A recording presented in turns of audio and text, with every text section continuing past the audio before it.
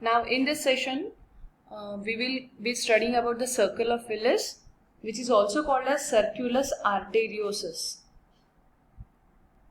In the previous class, we have seen that the major arteries supplying the brain was coming from the vertebral arteries as well as the internal carotid arteries, which are going to form a circle around the base of the brain, around the interpeduncula fossa.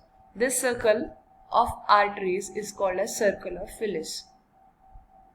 So in this diagram you can see this is the circle of Willis, which is a six-sided polygon and which is formed by anteriorly by means of anterior communicating artery. So this is the anterior communicating artery and the anterior cerebral artery. So these two are the anterior cerebral artery. Posteriorly by means of the basilar artery and its two main branches, that is the posterior cerebral artery. So these are the posterior cerebral artery. Whereas laterally on each side it is formed by means of the posterior communicating artery as well as internal carotid artery. And posterior communicating artery, it connects the posterior cerebral artery with that of the internal carotid artery. So in this way this six-sided polygon is formed. One must know the functional significance of the circle of Willis. Normally there is little or no mixing of the blood streams. Means of the two vertebral arteries in the basilar artery, of the two anterior cerebral artery in the anterior communicating artery, and of the two internal carotid artery and posterior cerebral arteries in the posterior communicating artery. Therefore, right side of the brain is supplied by the right vertebral artery and the right internal carotid artery, whereas left side it is supplied by means of the left vertebral artery as well as the left internal carotid artery. But one should also remember that if there is blockage of one of the artery of the circle of Willis, the circle of Willis provides a various alternative routes for the collateral circulation like an arterial traffic circle. And you should also note it down that the middle cerebral artery, which is going inside this lateral sulcus, which is a continuation of the internal carotid artery, doesn't take part in the formation of the circle of Willis. So this is asked as an MCQ most of the time. The clinical importance of this circle of Willis is that there can appear the various aneurysms at the site that are called as the congenital cerebral aneurysm, and these are usually at the site where the two arteries join in the formation of the circle of Willis. The basic abnormality at this point is the congenital deficiency of the tunica media, that is the elastic tissues absent in the arterial wall. The aneurysms are called as the berry shape and hence it is generally called as a berry aneurysm. So to summarize, the blood supply of the cerebrum is supplied by means of circle of Willis via its two main system of the arteries, that is the vertebrobasilar system as well as the carotid system. The vertebrobasilar system, it gives very important branch which is called as the posterior cerebral artery, whereas the carotid system, it gives two of the important cerebral arteries, that is the anterior cerebral artery and the middle cerebral artery, as well as two of the important communicating arteries which are called as the anterior communicating artery and the posterior communicating artery. Whereas arterial supply of the other parts of the brain which are very important, such as the internal capsule, we will be studying here. Internal capsule and corpus striatum are supplied mainly by the central branches, that is the medial and lateral striate branches. Here we can see these are the medial striate branches and these are the lateral striate branches of the middle cerebral artery. So this is nothing but the middle cerebral artery which is going to give this medial striate as well as the lateral striate branches, and to some extent by the central branches of the anterior cerebral artery. So this is also going to supply the internal capsule. So you can remember this all specific brain areas and the arteries according to its location. It will be easier for you to remember it. That is, thalamus, it is supplied by means of posterior communicating artery, basilar artery and posterior cerebral artery. Midbrain, it is supplied by posterior cerebral artery, superior cerebellar artery and basilar artery.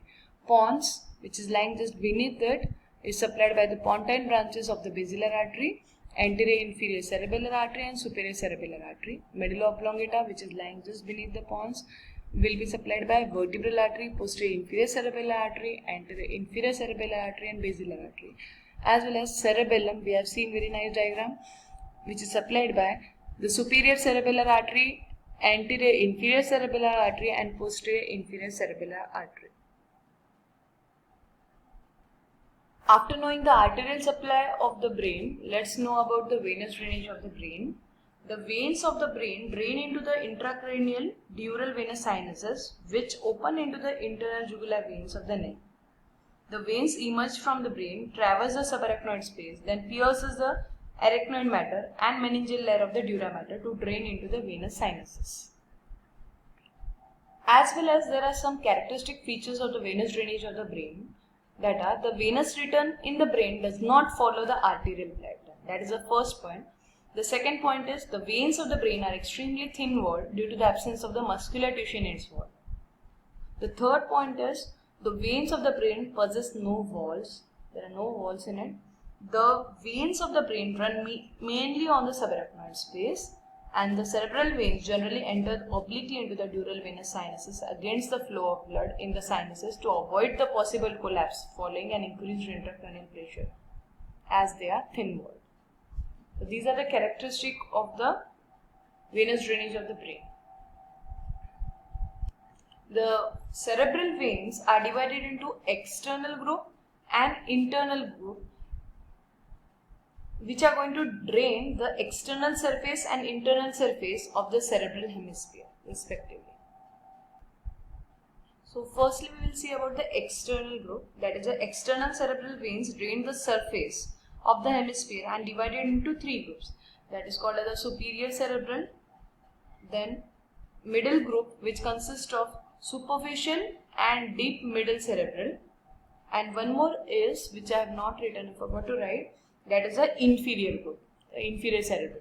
So superior cerebral, inferior cerebral, and in between will be the middle cerebral.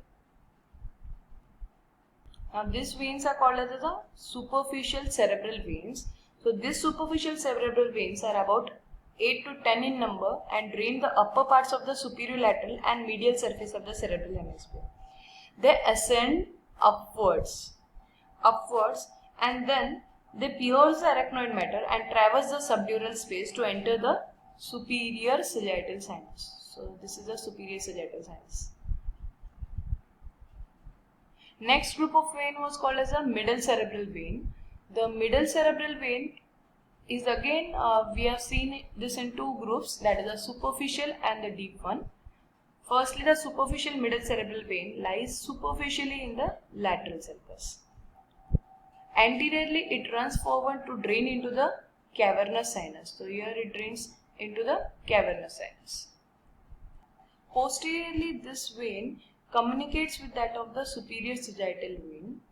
Superiorly, it is going to connect with that of the superior sagittal vein by an anastomotic vein. So this vein is called as superior anastomotic vein of Trollard. Whereas inferiorly, it is going to connect to that of the transverse sinus by means of one vein, that is called as the inferior anastomotic vein of Labbé. Whereas the deep middle cerebral vein lies deep to this vein, lying deep to this vein in the lateral sulcus on the insula along with the middle cerebral artery.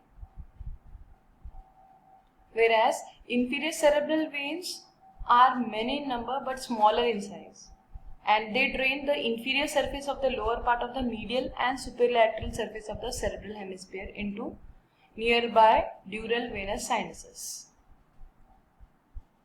Whereas the internal cerebral vein are two in number and they are formed by means of union of three veins at the interventricular foramen of Monro, that is thalamostriate vein, then there is the septal vein, as well as there is one more vein that is called as the choroidal vein. So this is the choroidal vein. These three veins unite to form this internal cerebral veins. Now the two internal cerebral veins on both the sides unite to form the great cerebral vein of Galen, which empties then into the straight sinus. Just to revise the dural venous sinuses, this is the superior sagittal sinus, then this is the inferior sagittal sinus, this is the straight sinus, then this is called as the confluence of sinuses, then this is the transverse sinus, this is the sigmoid sinus, this is the inferior petrosal sinus, this is the superior petrosal sinus. So veins of the specific area, the midbrain goes and drains into the basal vein as well as the great cerebral vein of Galen. The pons drains into the basal vein and the cerebellar veins. The medulla oblongata, it drains into the anterior and posterior spinal veins, and cerebellum, it drains into the great cerebral vein of Galen. The clinical application of all this knowledge, that is the blood supply, is to know about this important things which is called as stroke or cerebrovascular accident, also called as CVA, in which there can be blockage of the artery which is called as the infarction. This can be because of carotid artery or the basilar artery infarction, or there can be bleeding within the brain, that is called as intracerebral hemorrhage, and this hemorrhage is because of either there is an aneurysm, which we have seen earlier, that is a Berry aneurysm at the site of junction of the two arteries, as well as if this aneurysm get break, then it will lead to subarachnoid hemorrhage, or if it is into the parenchyma of the brain, it will lead to intracerebral hemorrhage, and the main cause of this is the hypertension. Or it can lead to damages on one side of the body, which is called as the contralateral side. And if it damages on the same side of the body, then it is called as ipsilateral. As well as you should also know about 4 types of hemorrhage, that is extradural hemorrhage, subdural hemorrhage, subarachnoid hemorrhage, and intracerebral hemorrhage. At least the vessel which is most commonly involved in this hemorrhage. Firstly, the extradural hemorrhage, the most commonly is because of anterior branch of middle meningeal artery. So these are most commonly asked MCQs in your exams. So here was the middle meningeal artery, and this is the anterior division of the middle meningeal artery, and this is the posterior division of middle meningeal artery, and rupture of the anterior division of the middle meningeal artery will lead to extradural hemorrhage. Then you should know about the subdural hemorrhage, and this results from the tearing of the superior cerebral veins at the entrance into the superior sagittal sinus, which we have just now seen in the diagram. That is this one, in this diagram, where it is going to enter into the superior sagittal sinus. Third important type of hemorrhage is the subarachnoid hemorrhage, that is because of the rupture of congenital aneurysm or Berry aneurysm on the circle of Willis. So here you can see the circle of Willis, where there will be the aneurysms at this side, and breakage of this will lead to subarachnoid hemorrhage. And lastly, the intracerebral hemorrhage, in which there will be rupture of a thin-walled lenticular striate artery, that is called as the Charcot's artery of cerebral hemorrhage, which is a branch of the middle cerebral artery. So this will lead to intracerebral hemorrhage. So this was all about today's topic. Hope you understood. Thank you.